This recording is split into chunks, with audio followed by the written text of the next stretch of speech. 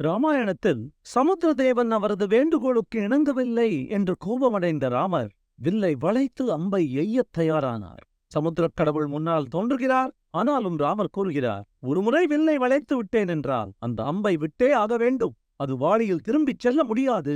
சமுத்திரதேவன் சில கொள்ளையர்கள் இருக்கும் இடத்தை காட்டுகிறார். ராமர் அம்பை அத்திசை நோக்கி எய்கிறார். இது என் நண்பரின் மகிழுந்து. அதனுடைய சேதமடைந்த பக்கத்தை பார்க்கும் பொழுது என் மனதில் இக்கதையே தோன்றியது. ஒரு மோதல் என்பது நிறுத்த முடியாத ஆற்றலாகும்.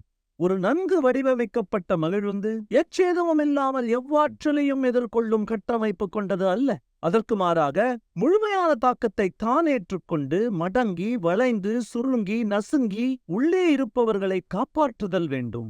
நினைவிருக்கட்டும், நியூட்டனின் விதிகள் மன்னிக்காது. யாராவது ஒருவரோ ஏதோ ஒன்றோ எதிர்வரும் வாகனத்தின் சக்தியை ஏற்றுக்கொண்டே ஆக வேண்டும். அது வாகனமாக இருக்கட்டும், நீங்களாக இருக்க வேண்டாம்.